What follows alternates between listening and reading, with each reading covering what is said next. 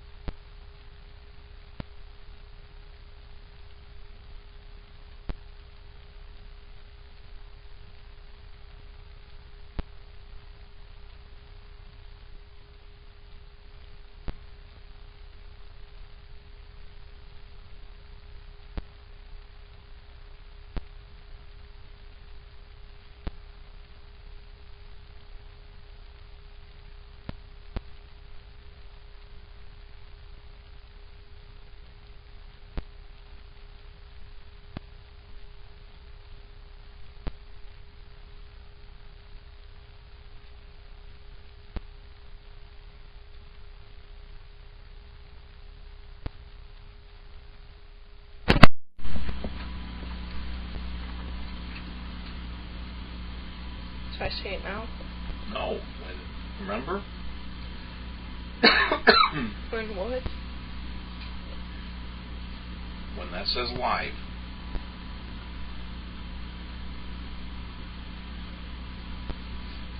"15 seconds.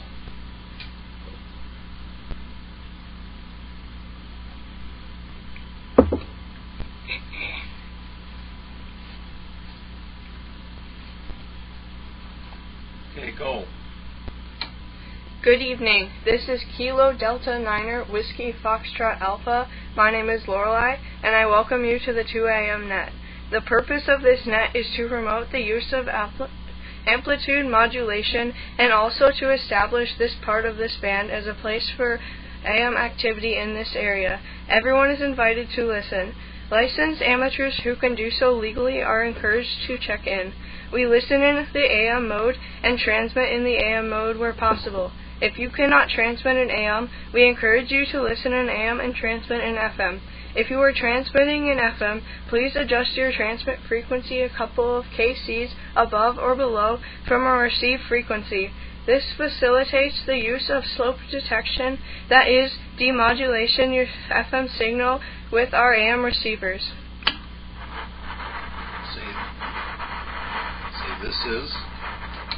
This is KD9WFA. Please stand by.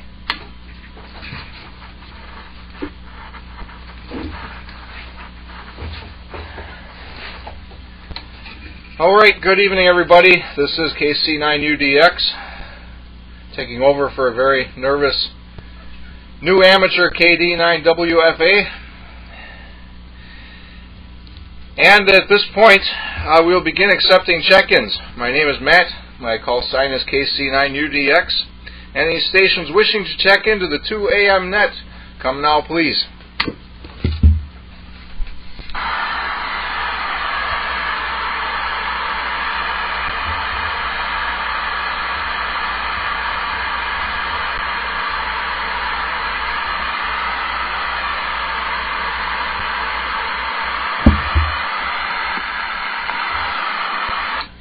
Well, hopefully my radio is working. I did disconnect a few things, and hopefully everything is reconnected. It should be working. Everything seems to be going. Not sure if I'm getting a signal out on the air, but if you're hearing me, this is the 2 a.m. net. And if you'd like to check in, please come now. Whiskey Bravo 9. Bravo, Whiskey Papa.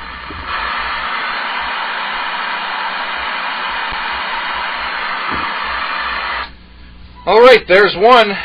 So I must have a working radio here. Welcoming Dave, WB9BWP. Do we have anybody else?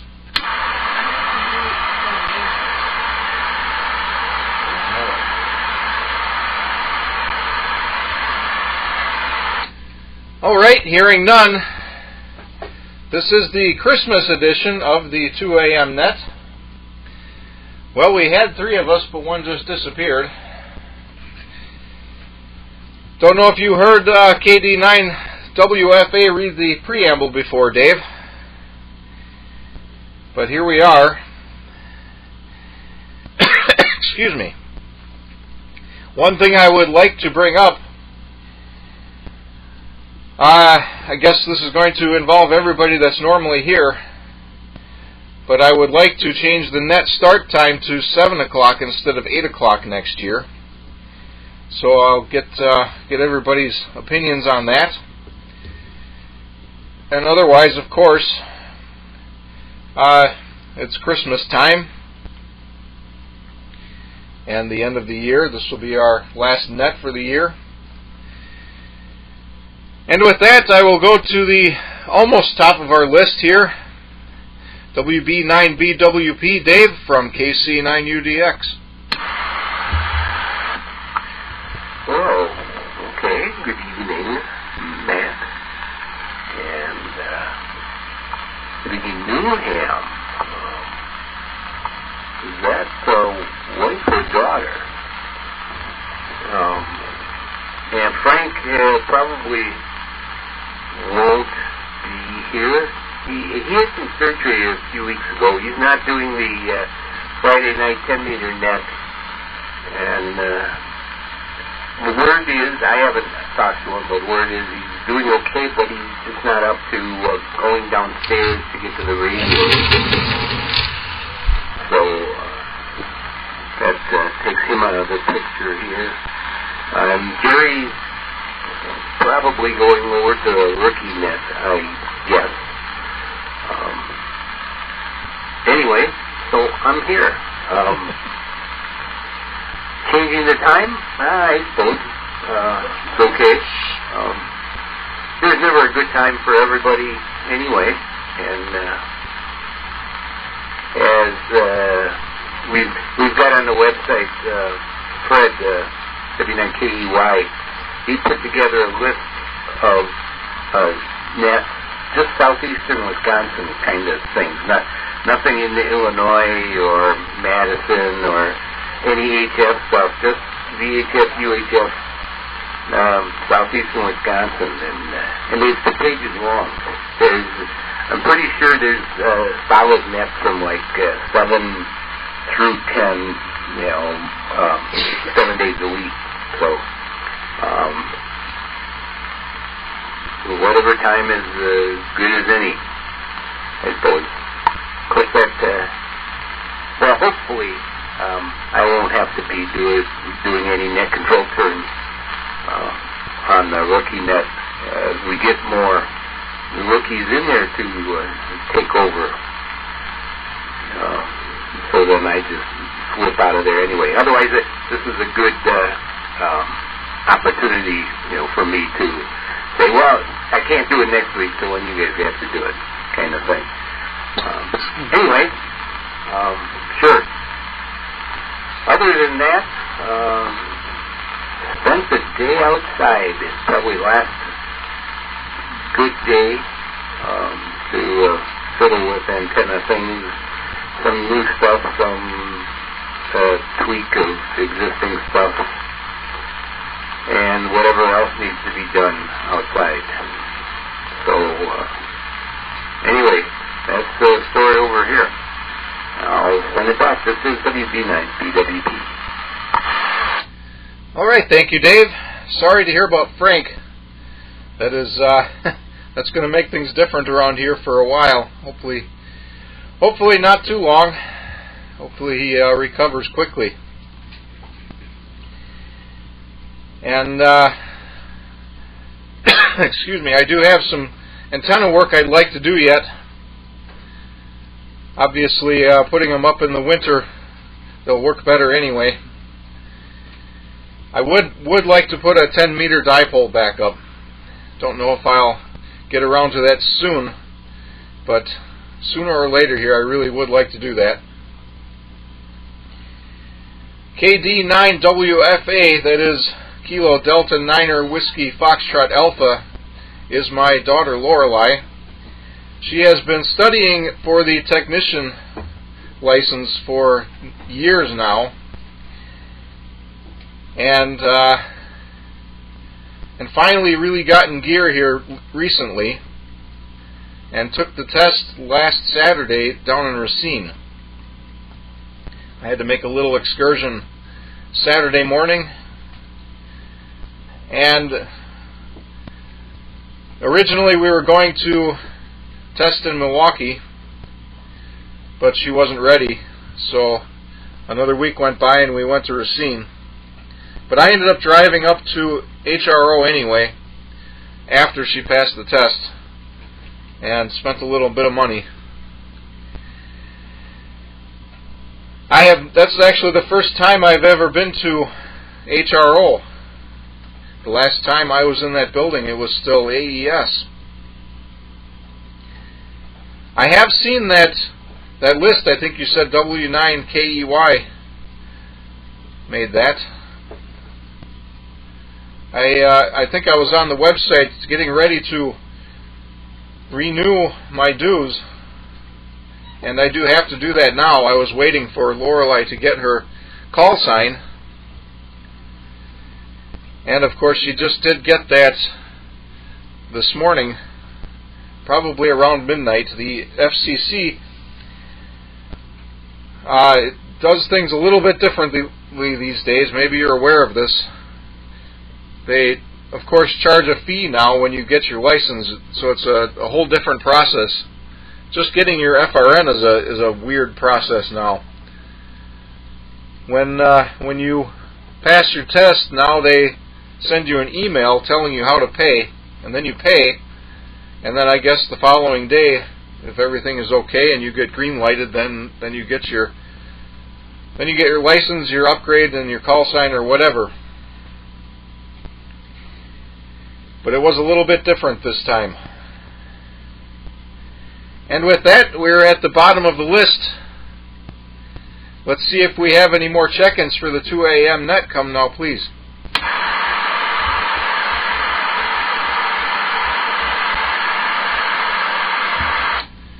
All right, hearing none, I will go back to the real top of the list. I'm going to turn the net over to KD9WFA. Lorelei, when you get the microphone here, you talk about anything you'd like to talk about. You can talk about what we've been talking about or anything that comes to mind. And so I will say, KD9WFA, it's your turn. This is KC9UDX.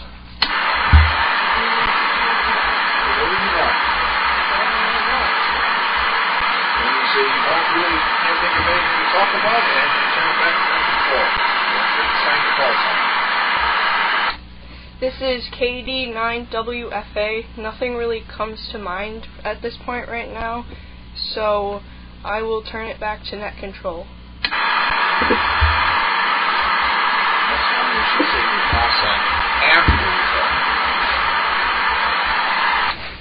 All right, well, I guess Lorelei's still kind of nervous.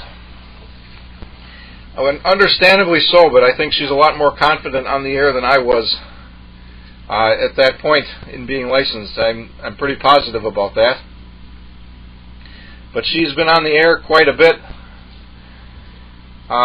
She had been on the air using my call sign, with me standing by here quite a few times in the past, and even more recently here since passing element 2.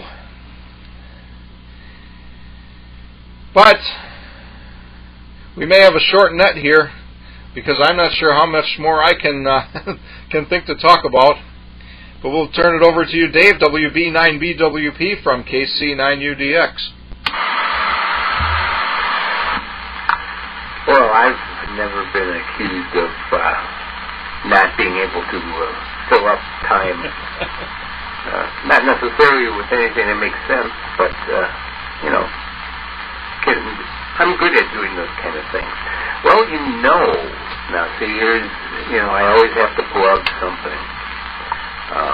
Since I mentioned the rookie net, and, what is that about? Oh, that's newly licensed ham, giving them a chance to get on, to get used to talking on the radio, to ask any questions, and I guarantee, and maybe I shouldn't say this, maybe this puts her on the spot or it makes sure that she doesn't want to do it, but I guarantee that a female voice coming onto a net just like that, which has been all old guys,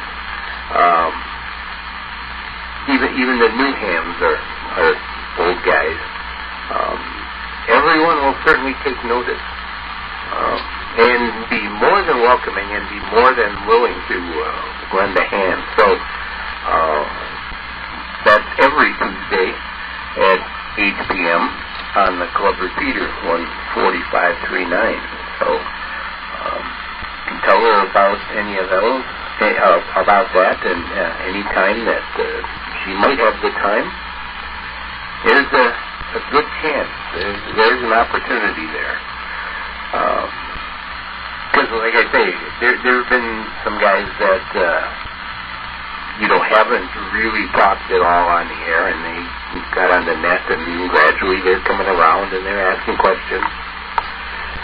I remember last year in January, at the store, we did a special event operation for the club's anniversary, and there was a guy that came up and he was watching what we were doing, and when I had a chance, I started talking to him, and he said he had his license for 2 years, and he had never transmitted. And I said, well, here, go and sit down. He had an HF station running, and he was, no, that's okay. So, anyway, there's that. Stand by just a moment. Now I haven't turned the timer off on the radio, so that just gives me a chance to take a breath, I guess. Mentioning the FCC stuff, that whole thing with the fees is interesting. They had no intention of doing anything, and then one day somebody started reading some of the recently passed legislation, and there was in the bill, I don't know, a couple of years ago, passed about coming up with more frequencies for future cell phone and whatever kind of use. Congress telling the FCC you should do this. They also wrote in that bill, Congress did, and you should start collecting fees from everyone, no matter who they are, and give us the money, is what it is, because they don't even get to keep the fees. It has to get turned over to the general fund. And they didn't even know anything about it until, like I said, somebody was reading it, and it was like, hey, look, we got to do this. And that's why it took them a while to get it all squared away. I just did a renewal a month or so ago, because my license was expiring in January. And so that was my first experience with the fee thing. There was something else I was going to say, but I don't know. So, with that, I guess I will send it back to Ness. This is WB9BWT. All right, thank you, Dave. And between the two of us, I'm sure we can certainly fill up a lot of time here, one way or another. I did renew last year in May, and unfortunately I have a terrible memory for this kind of thing, but I don't recall if I had to pay or not. It's possible that I did, but I don't recall which way that was. And like I always say, isn't government great? We apparently don't have very good amateur radio representation in Congress these days. I'm sure we could have got some kind of exception for that, but now what's done is done, and it takes a lot to overcome something like that. It's unfortunate mostly because I think we all know that the reason they stopped collecting fees in the first place was because it costs more to collect the fees than what they recover from the fees. And of course, it really kind of stinks when that money just goes into a general slush fund like that. Nothing government needs like more money sitting around looking for ways to spend it.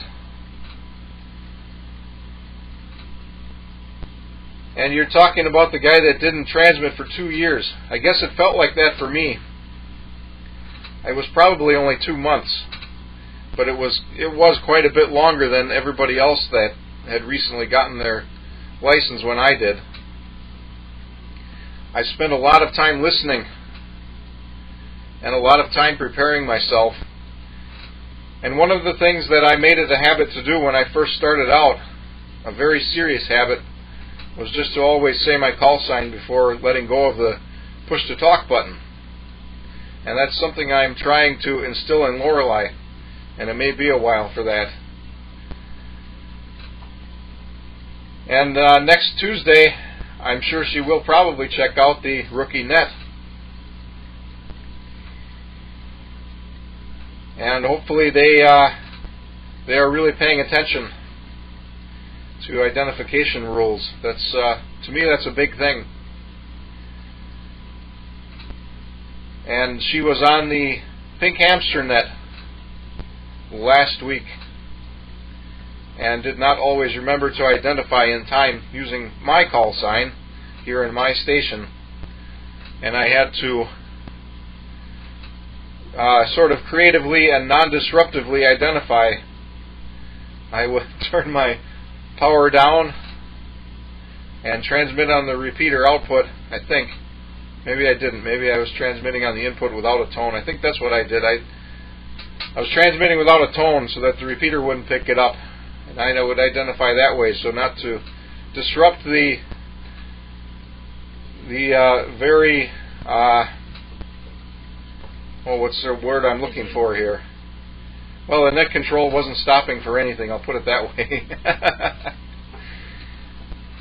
Inertia is the word I'm looking for. I did not want to try to get in the way of the inertia of that net. And with that, we're at the bottom of the list again. Maybe we have some new check-ins. Let's see. Do we have any more check-ins for the 2 a.m. net? Come now, please.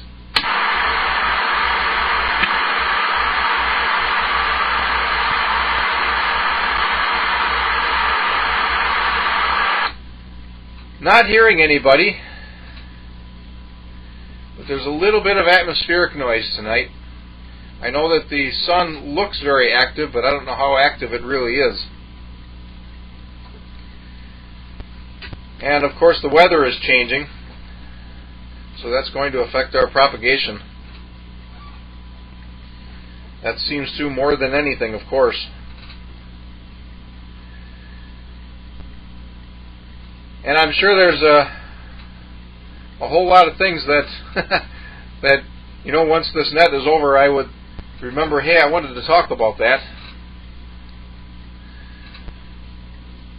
I've always got to do a lot of work on vehicles. That seems to be a perpetual thing for me. And something that's getting very pertinent. Hopefully I get time one of these days in the very near future. I've got to replace the headlight dimmer switch in the vehicle I drive to work. I no longer have brights. I only have low beams. Which that in itself is not so much of a problem, but the switch is starting to fail otherwise. Every once in a while I go over a bump and my headlights go out, and I have to really hammer on that switch to get the headlights to come back on. And I would go through the trouble of replacing the switch underneath the dash, but I really don't care to. I'm going to install a switch on the floor. I already have one. I always preferred to have the switch on the floor, and I've already done this to the last vehicle I drove to work every day. In that one, somebody had taken the steering column apart and removed the rod that goes from the turn signal lever to the dimmer switch. And I think I had that rod. I think it's in the glove box or something. But I never felt like disassembling the steering column just to put the rod in there. Plus I'd rather have the switch on the floor anyway. Now in that vehicle I wired the switches in parallel, I think. So if I ever got the switch under the dash working again in that one, I would have it both ways. And I'm not sure I'm going to do that with this one because that switch is already failing. And I suspect the reason it's failing is overcurrent. The previous owner of this vehicle installed some extra lights, and that's probably why that switch is failing. So I'd probably rather just cut that one out and not use it anymore. Anyway, I'll see one more time here if we have any more check-ins. Come now, please.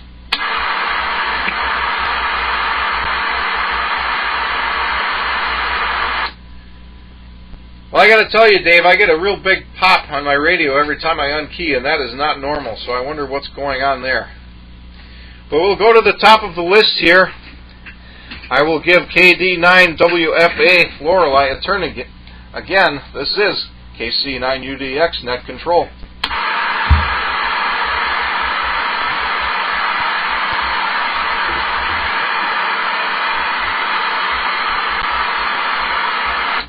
This is KD9WFA here, and this is kind of random, but I really hope it would snow already, because where we are right now, it hasn't snowed in a while. It's just partially snowed, and then it rains, and it all melts away. It's done this like 2 times now, and if it ever does snow, I'd really like to go skiing or sledding. This is KD9WFA, back to net.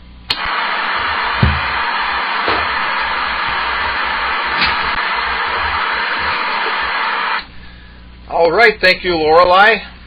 And random is sort of what we do here on the 2 a.m. net. Any topic, well, any topic just about is fair game. So thank you for that. I guess I wouldn't mind a bunch of snow too. I don't appreciate the salt they put on the roads when it snows, but I suppose the more salt, or the more snow, the more it dilutes the salt too. So it would be nice to get a whole bunch of snow and get to go skiing.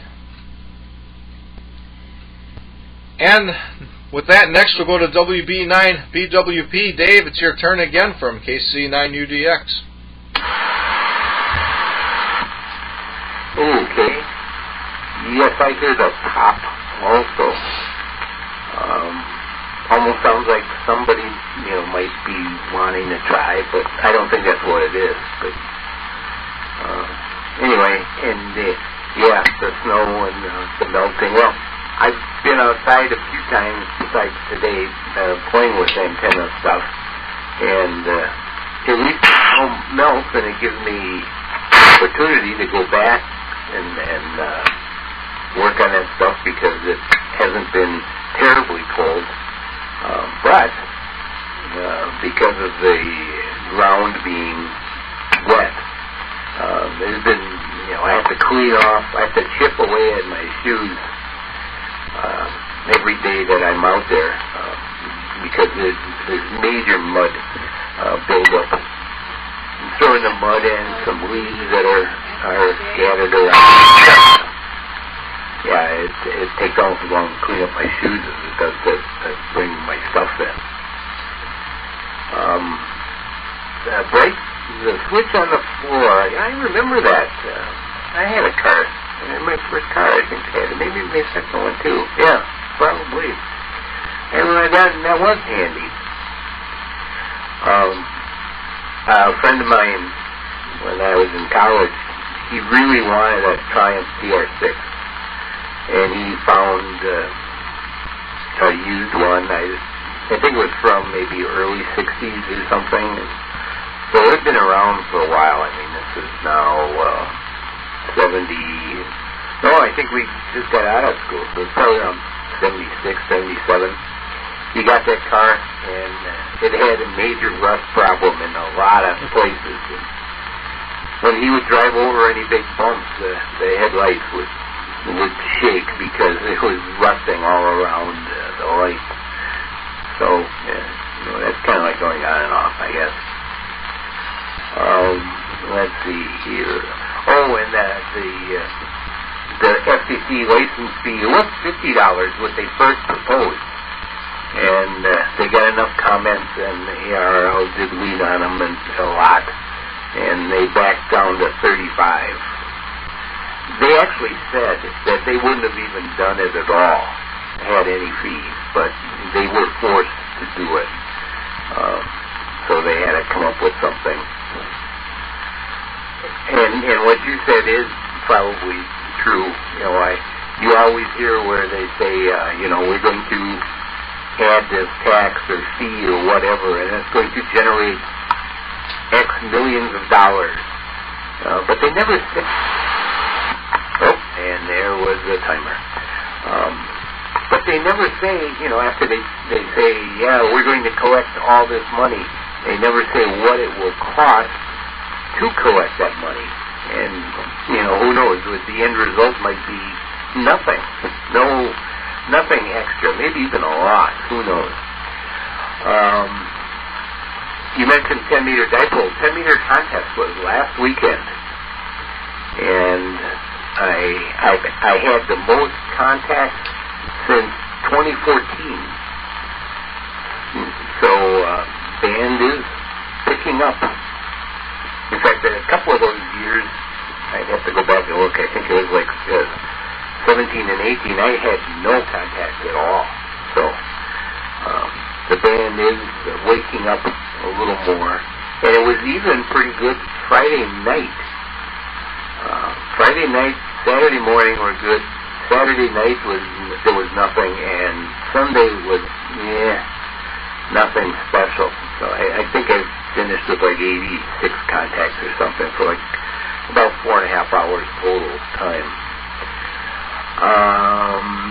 And I guess that pretty well covers things here. So, however long you want to make this go, you're in net control. It's your choice. I can always come up with something, like I said. I had one of those real jobs that I had some years ago. Stand by just a moment. I did for circuit board design, and I was also administrator of the software, and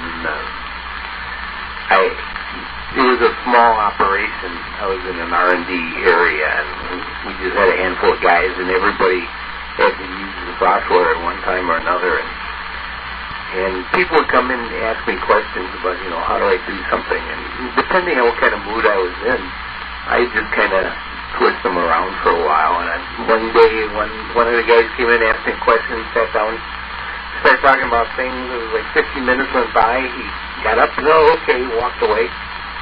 Then he came back a few minutes later and said, hey, you didn't answer my question. I said, okay, well, here, sit down. And sits down, and I actually did it to him again.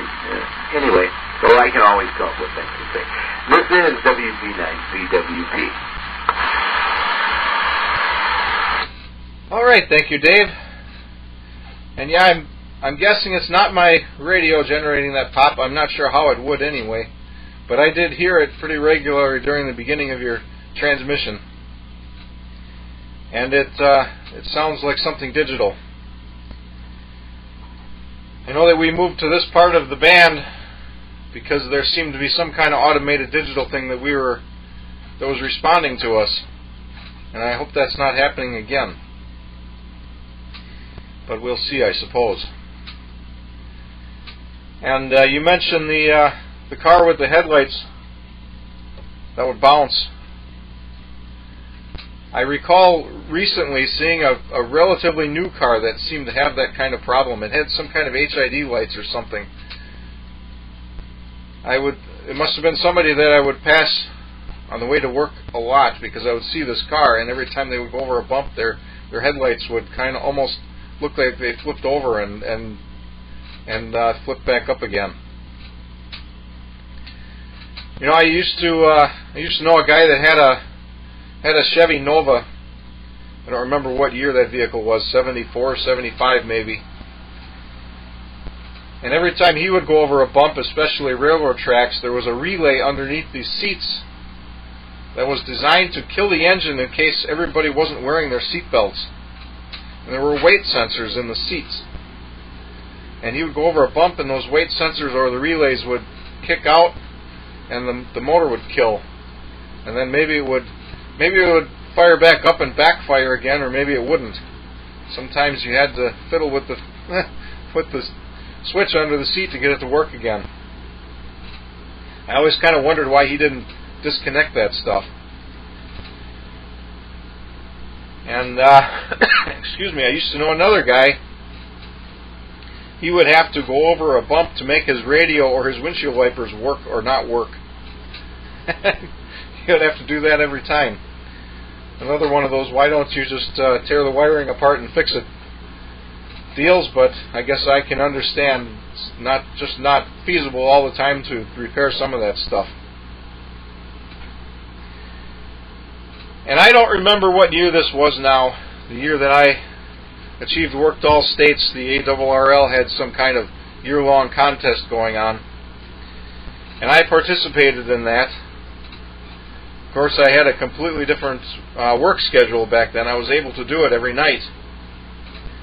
Not only my work schedule, but things around the house here were very different. And during that year, it was pretty rare that there was a night when there wasn't some kind of activity on 10 meters that I could find or stir up one way or another. And I'd like to say that was in the minimum part of the solar cycle. Or maybe it wasn't that year, maybe it was a different year, but I know it was the minimum part of the solar cycle when this was happening. There was, I think I mentioned this before, but there was like a direct pipeline from here to an area in Texas where I could, on any given night at a specific time, late at night, well beyond gray line, I could pretty reliably talk to this group of guys in a specific area in Texas. It was very strange. I look up here, I've got a really nice 10 meter only rig, the HTX-10. I think it's called HTX-10. I got the wrong number here. Well, it doesn't have a number on front of it. It's that ubiquitous Radio Shack one. Everybody knows all about it. And I have a bunch of them here, actually. It's a very, very nice radio. But I don't see the antenna for it. Or, sorry, not the antenna. I don't see the microphone for it. And of course I've got my TR3 raring to go. 1,000, 1,200 watts maybe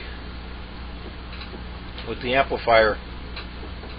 Don't use that on 10 meters too much though.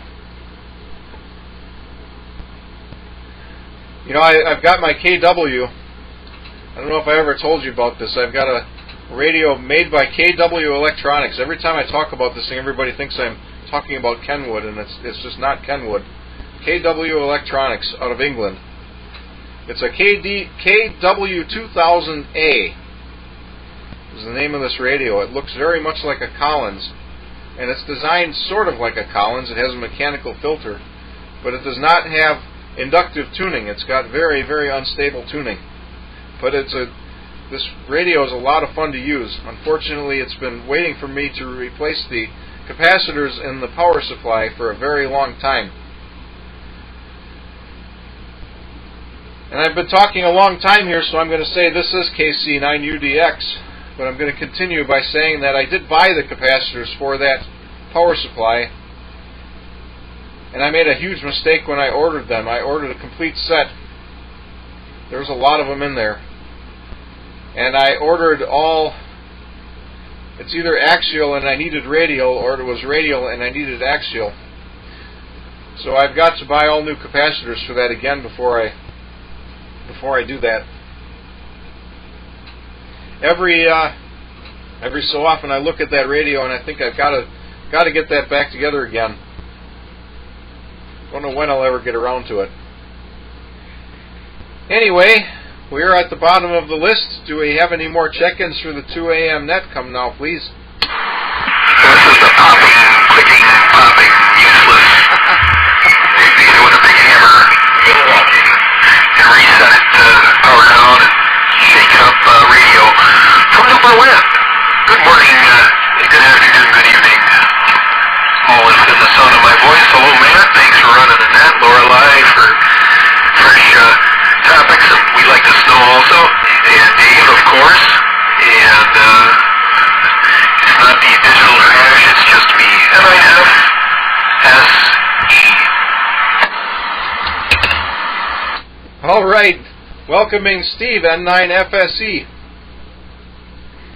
Very good to hear that is not some kind of digital transmission going on. But we're glad to have you here. I will give you a turn, N9FSE from KC9UDX.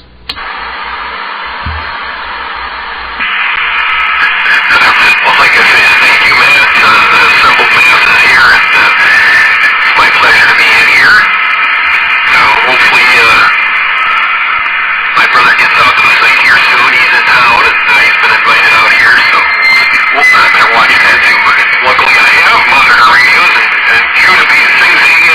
like, even though the radio isn't that old, it still has to act up a bit.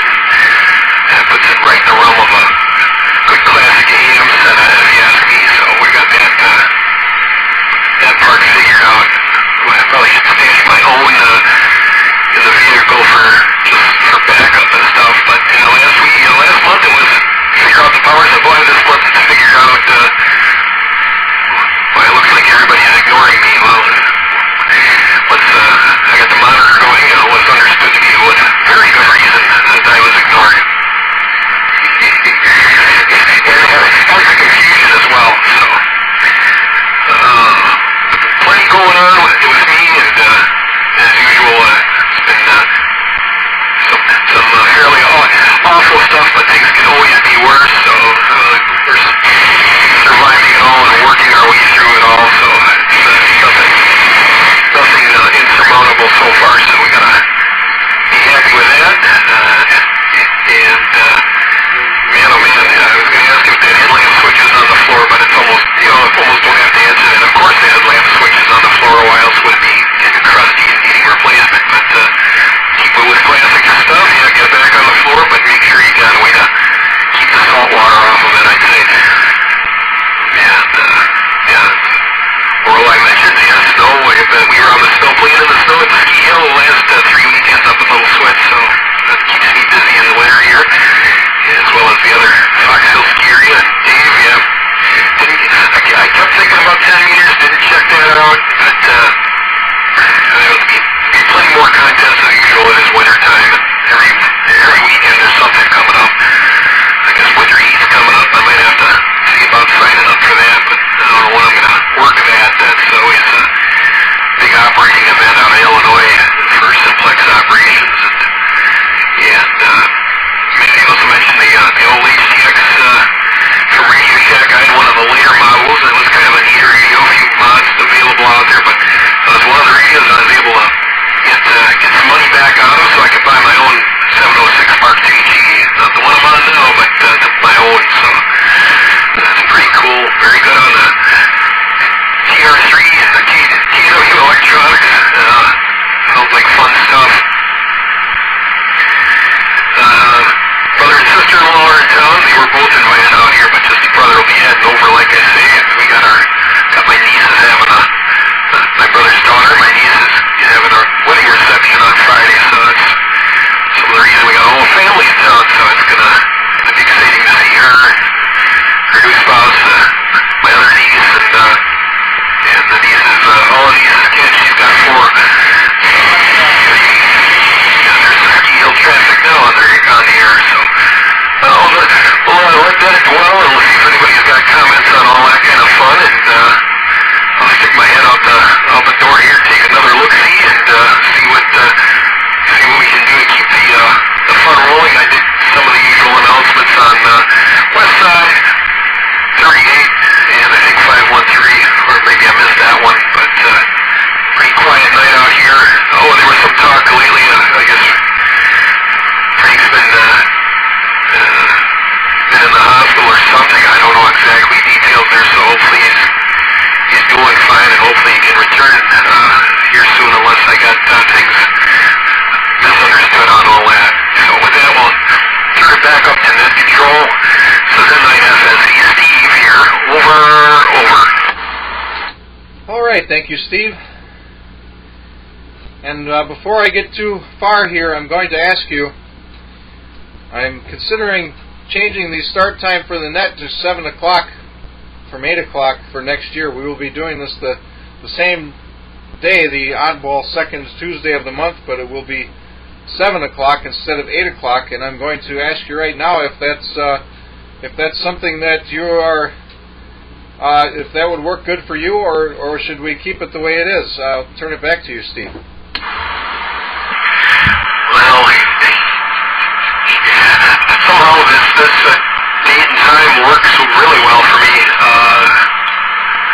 And usually I'm tardy to come in here anyway, so I'd vote to keep it the same. I've already already had one that leave my sphere of influence for the most part due to a time change. That's the Aries net in Milwaukee, and I've checked into just a handful since they moved from 9 p.m. to 8 p.m. I'm for the same, but if, like I say, if everybody else's works better for them, I wouldn't want to stand in the way just by one vote. But there's my opinion on the matter. LIFSE. All right, thank you, Steve. I suppose, since there's not too many of us here to discuss it, we'll probably keep it the same to start out the year. I was hoping to make the change at the beginning of the year, but maybe we'll just keep it the way it is for now and see how it goes early next year. And with the switch on the floor, the snow and the salt, we'll get to it, of course, but the key, in my opinion, is to have it on top of the rubber mat on the floor instead of underneath, so it's very easy to replace. Those switches are still fairly cheap and available, so I do keep spares around for that reason. Anyway, we're at the bottom of the list. Make sure we don't have any more check-ins for the 2 a.m. net. Come now, please.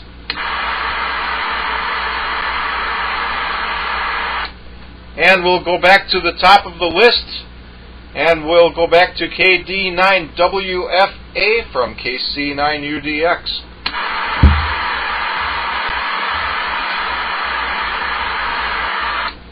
Going back to the topic that KC9UDX was talking about a while ago, I would like to get a new radio or 2 radios for Christmas. Right now I have a handheld DJ7 G7, yeah, and then another one like that, I think, and yeah, that would be all the things I have in mind right now. So this is KD9WFA, back to net.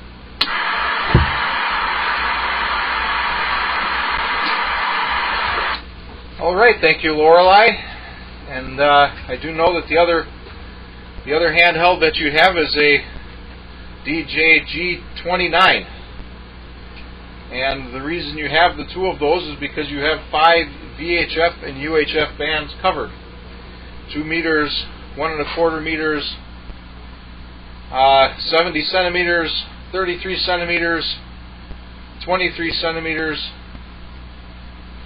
and I think I covered them all. But those Alinco handhelds are nice just because of the versatility.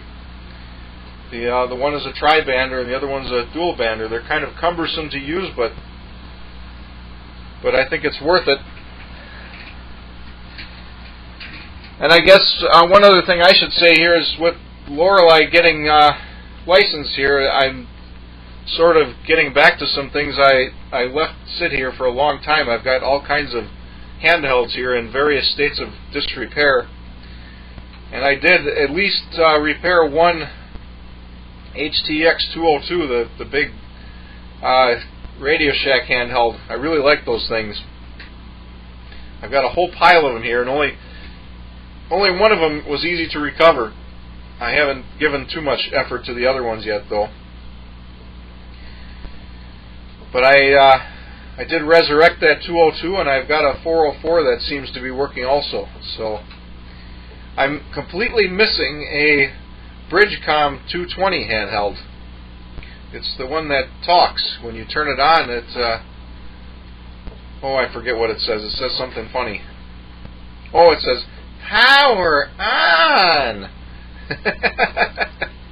I'm missing that and a very expensive antenna analyzer. They're here somewhere, and I've got to figure out where I stuck them.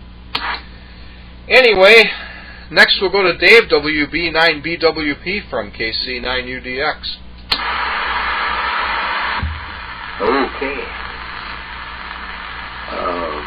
Let's see here. Well, Steve, Frank had, all I know is he had some surgery of some sort. This is probably a few weeks ago now.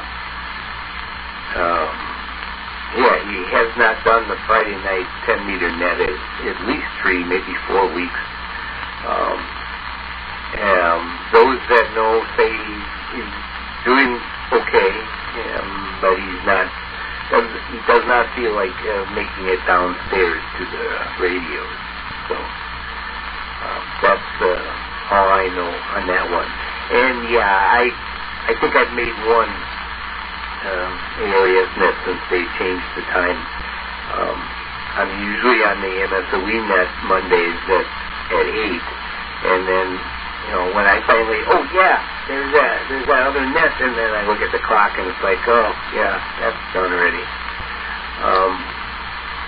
So KW Electronics, I actually have, of course, it's actually not a radio, it's a dummy load from KW Electronics. It's a giant resistor in a perforated case. But it was from them. It was their brand. So I forget how I got that, but that goes way back. But yes, I actually have something from that. And the seatbelt interlock. Stand by. I had in 1975, I bought it used, and a couple years later, it was a BMW 2002, the model 2002. And 75 was one of those years that they had the crazy interlocks. Mine wouldn't act up over bumps, but I was living in an apartment, parking outside, when it was really cold. I'd get in and the car wouldn't start, but not like battery or anything like that. I would have to reach under the passenger seat and wiggle around the wire harness there, and maybe even unplug it and plug it back in, and then I could start the car. So, yeah, and luckily the world wised up after a couple of years and got rid of that crazy idea. Anyhow, I guess that's good, so I'll send it back to that. This is WB9BWP. All right, thank you, Dave. And I'm kind of surprised you have that dummy load, but at least you're familiar with what I'm talking about. It's really hard to talk about these things because hardly anybody is familiar with them. They are few and far between, at least in this part of the world. I picked up this KW for a song. I think I got it for $75. A guy in Canada was selling it on QRZ, I think. And I remember he was very disappointed because he didn't anticipate the cost to ship it, and he lost a lot of money. And I seem to recall reimbursing him for that, but he probably just broke even then. Probably didn't make any money, it's kind of a shame, but I guess it is what it is. I hope the mechanical filter in it still works. I was astounded that it worked when I received the radio. If that filter ever dies, it's going to be very, very difficult to get that thing working again. And those starter interlocks, I'm glad they went away. That was a really bad thing. And of course, there's been lots of other bad things in cars that have come and gone. Remember the automatic seat belts? I forget who I was talking to about that. You know, those things, they would not work, and then you'd get pulled over for not having your seatbelt on and try to explain that. Or they'd stick the other way and you couldn't, some of them you could just open up the door and slide out anyway, but some of them they'd practically strangle you couldn't get out. Anyway, we're getting kind of late in time here, so I should probably not talk so much. Next we'll go to N9FSE, Steve from KC9UDX. Thank you, Matt. And my brother, WF7U, has shown up here, so you can add him to the list, and we'll have him say hello to the assembled masses here next. And thanks for the update on Frank. I think I said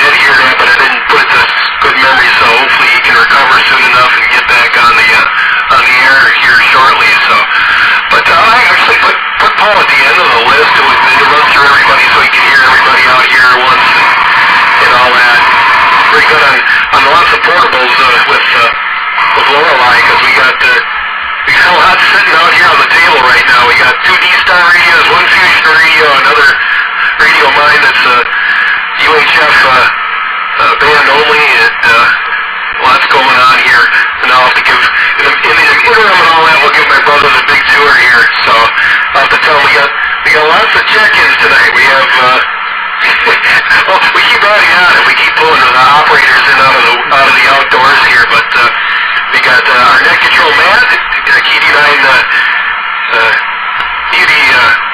UDX, and then we have his daughter Lorelei, who's brand new, KD9 WFA, and Dave, KD9 BWP, one of our well-seasoned hands in the area, but he's just an excellent guy. And we've been talking about, just to let him know, we've been talking about everything from headlamp switches to snow to portable radios and KW electronics items. So welcome my brother Paul, WF7U, and we'll turn things over to Net right now. This is N9FSE. Over.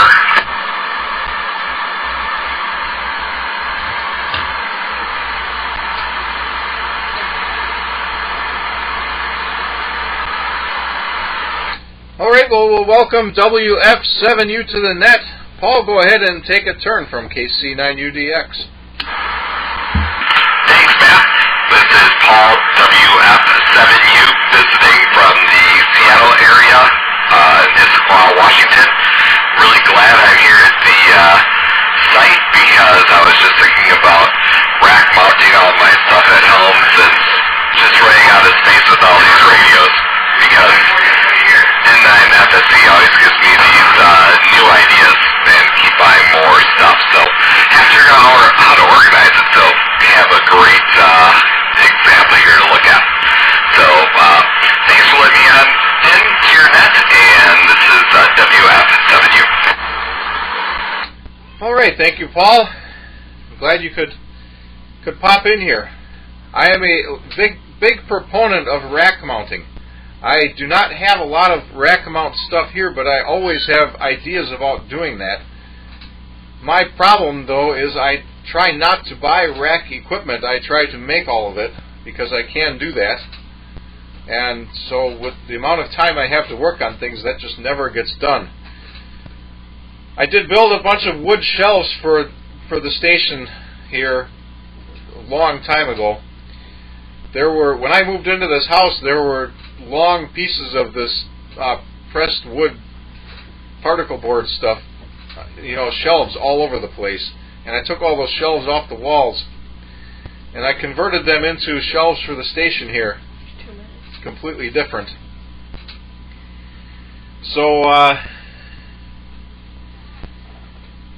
if you look at my QRZ page for KC9UDX, Kilo Charlie Niner Uniform Delta X-Ray, you'll see what I mean. Of course, you can probably see some of this stuff on YouTube too, though I don't know when I stopped using the camera or when I had good camera angles where you could actually see everything. And with that, we're at the bottom of the list, and I know Lorelei is up past her bedtime, and I do have to I've been very low, I probably sound like a broken record saying this, but I've been very low on sleep this week, so I would like to get to bed too here. So we'll make this the 7-3 round, but we're not in a hurry, so talk as long as you like. KD9WFA, it's your turn on the 7-3 round from KC9UDX.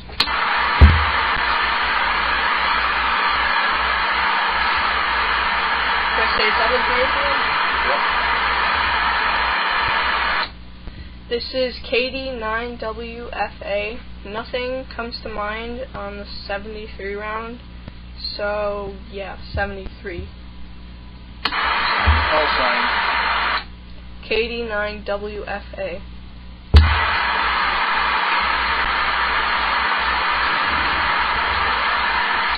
All right, thank you, Lorelei. And next we go to Dave, WB9BWP. It's your turn on the 7-3 round. Okay. Well, I've certainly talked a bunch, so I'll say 73 to everybody out here. And call. I don't know how long you're in town, and Steve can certainly fill you in on what's going on the radio. And if you don't have one, I'm sure you can snag one of his. And when yeah, that's right, you can see him in action tomorrow night. Anyway, let me greet to everyone out here.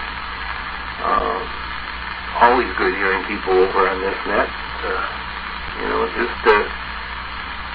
Keep the lights on other modes. Anyway, with that, this is WB9BWP. All right, thank you, Dave. And I'm especially glad you're here tonight to keep the net going. It would have been very short, excuse me, had you not been here. And next we'll go to N9FSE Steve from KC9UDX. Well, as usual, I'm happy that you're on the net, man, and always happy for all the usual check-ins and our new check-ins. We have, look at that, we have 2 new check-ins tonight. Big crowd here, so that's kind of cool stuff. Shame we didn't get some of the other usual regulars out here, even after I threw that call out on unusual business. And I know Dave usually announces it on the Rookie Net and other places too, but just keep the word out there and let people know, and just at least we keep it rolling. So that's just awesome stuff. I'm glad my brother was able to hear the AM stuff happen from here, and then we got to give him the big tour and show him how we check for dead mice and whatnot. So yeah, it's great to hear everyone, and hopefully I can make sure I get back here and run this station at least next month. And I suppose I should give a call out there. Anybody that hears me seems like Gary's out there. Anybody else that doesn't hear that control would like to check into the 2 a.m. net, let me stand by once and then I'll throw it back up.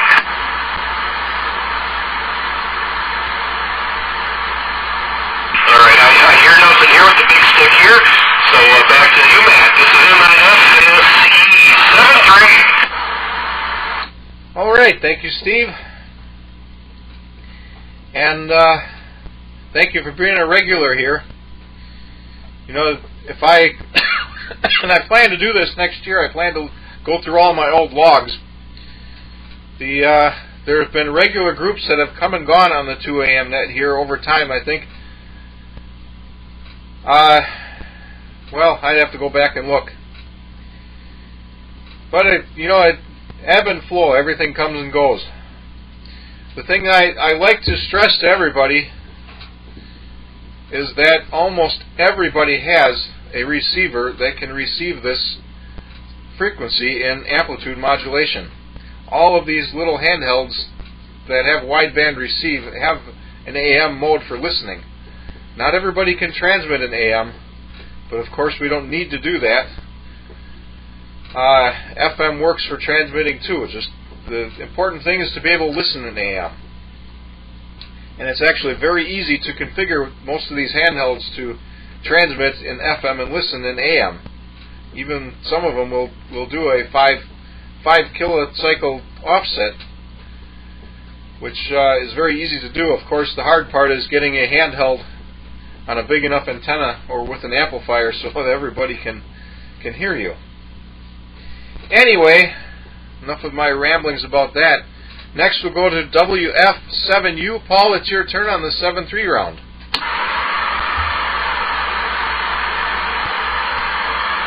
Yes, good to meet all of you. And yeah, I just don't have time to work on the wood racks. That would be definitely nice, but thinking about a 2-post rack or a 4-post rack to do the same thing I have for my home server lab, since I have a lot of routers and servers and all that stuff at home that I usually have connected into our ham WAN in the Pacific Northwest. And that's, if you want to learn more about that, that's hamwan.org. I think it's org, maybe .net. But it shows the whole ham internet system we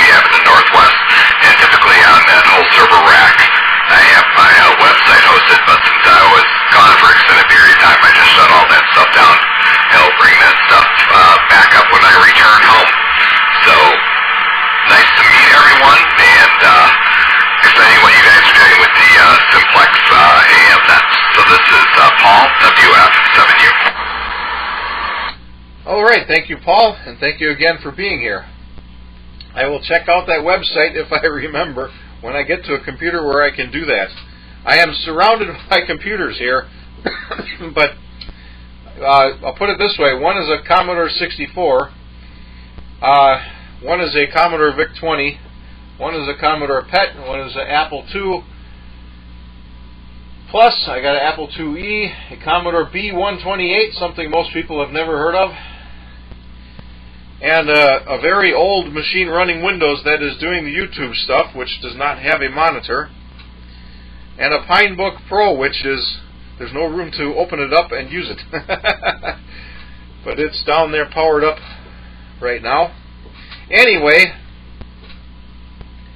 I'm going to thank everybody again for being here and for another year. And I will say Merry Christmas to everybody. And this concludes the 2 a.m. net. Feel free to rag chew on this frequency after my transmission. We will meet again on... Oh, I cannot read my board, and I don't have it anyway. And I don't have a good way to get a calendar, so we will meet on the second Tuesday of January, whatever day that happens to be, at 8 o'clock p.m. local time. Until then, this is KC9UDX 73, and good night.